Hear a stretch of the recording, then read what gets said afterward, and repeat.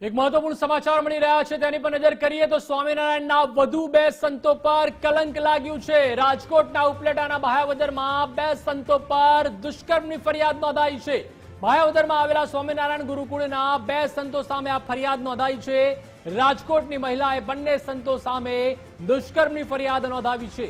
છેલ્લા 3 વર્ષથી દુષ્કર્મ આચરતા હોવાની ફરિયાદ નોંધાઈ છે। બે સંતો સહિત કુલ 3 વ્યક્તિઓ સામે પોલીસમાં આ ફરિયાદ નોંધાઈ છે। કિરસરા ગેટિયા ગામ ખાતે આ બનાવ બન્યો। હાલ ભાયાવદરના મહિલા પીએસઆઈ અને આઈયુસીડબ્લ્યુ યુનિટના પીઆઈ કરી રહ્યા છે તપાસ। આરોપીઓને પકડવા પોલીસે તપાસ તેજ કરી છે। ફરિયાદના 24 કલાક બાદ પણ આરોપીઓના નામ પોલીસે જાહેર નથી કર્યા।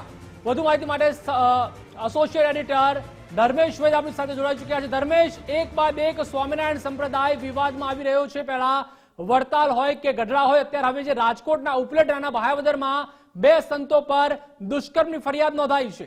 પ્રતિપાલસિંહ, છેલ્લા એક સપ્તાહથી અલગ અલગ લંપટ લીલાના જે કાંડ આવી રહ્યા છે, પાપલીલાના જે કાંડ આવી રહ્યા છે, એમાં અત્યારે સૌથી મોટા સમાચાર રાજકોટ જિલ્લા પોલીસ તરફથી મળી રહ્યા છે કે ઉપલેટાના ભાયાવદરમાં બે સંતો સહિત 3 વ્યક્તિઓ સામે દુષ્કર્મની ફરિયાદ નોંધાઈ છે। ખીરસરાના જે સંતો છે, સ્વામિનારાયણના સંતો સહિત 2 સંતો અને એક ત્રીજી વ્યક્તિ, 3 વ્યક્તિઓ સામે એક મહિલાએ દુષ્કર્મની ફરિયાદ નોંધાવી છે।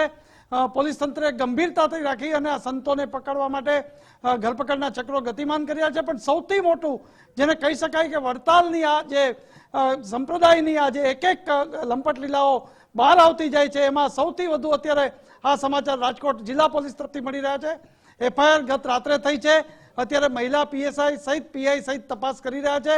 પણ જેને કહી શકાય કે એક મહિલાને દુષ્કર્મમાં જે સંતો અત્યારે આરોપી બન્યા છે અને એફઆઈઆર દાખલ થઈ છે। જી ધર્મેશ, ખાસ કરીને આમને સંતો, સાધુ કે સ્વામી કેવા બિલકુલ યોગ્ય નથી લાગી રહ્યું। આમને એક શૈતાન જ કહી શકાય, કારણ કે એક બાદ એક કોને આમને સમ આપ્યા હતા કે તે સંત કે સ્વામી બને અને જાહેર જીવનમાં નથી રહેતા અને એ પણ સંત બનીને આવે જ્યારે કાર્ય તેઓ કરતા હોય છે તે ખૂબ જ શરમજનક। બહુ સાચી વાત છે કે આને આપણે સંત કે સ્વામી પણ કેમ કહેવા? હવે આ શેતાનના શબ્દ આપણે કરીએ છીએ। અને અત્યારે આપણી સાથે હરેશ ભાલિયા જોડાઈ ગયા છે, આપણા જેતપુર ધોરાજીના સંવાદદાતા। હરેશભાઈ, આખી એફઆઈઆરની વિગત માટે આપે શું શું જાણ્યું એ કહેશો?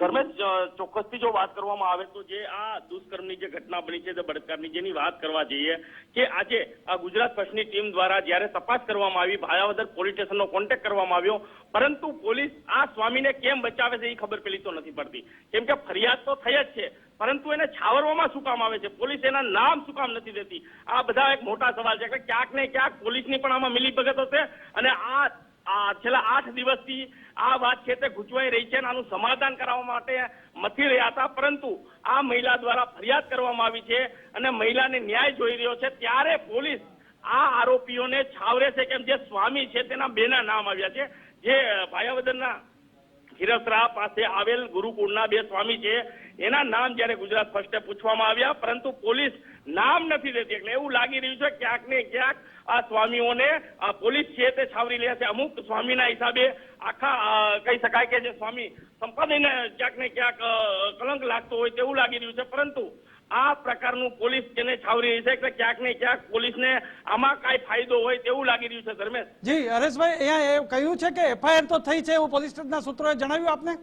હા, એફઆઈઆર થઈ છે અને એફઆઈઆર સાઈડ ઉપર પણ મૂકવામાં આવે છે, પરંતુ આ એફઆઈઆર ખુલતી નથી। એટલે કહી શકાય કે દુષ્કર્મની એફઆઈઆર ઘણી હોય ને તો ધર્મેશ ખુલતી ન હોય છે, પરંતુ આપણને વિગત તો પોલીસને આપવી જ પડતી હોય છે, પરંતુ પોલીસ વિગત શું કામ નથી આપતી? એક મોટો સવાલ છે કે જે સ્વામી માથે ગુનો દાખલ થાય છે તો સ્વામીના નામ દેવામાં એને કેની શરમ નડે છે? એટલે ક્યાંક ને ક્યાંક ભાયાવદર પોલીસની મિલીભગત આની સાથે હોય તેવું લાગી રહ્યું છે અને આ સ્વામી સાથે કાંઈક સાઠગાંઠ હોય એવું સ્પષ્ટ દેખાઈ આવે છે। જી ચોક્કસ હરેશ, પ્રતિપાલ, જે કહી શકાય છે કે સ્વામીની જે એફઆઈઆર છે એ ઓનલાઈન હોય એ નથી દેખાડવામાં આવતી અને ફરિયાદ થઈ છે, પરંતુ 2 સ્વામીઓના નામ પણ પોલીસ સૂત્રો દ્વારા નથી મળતા।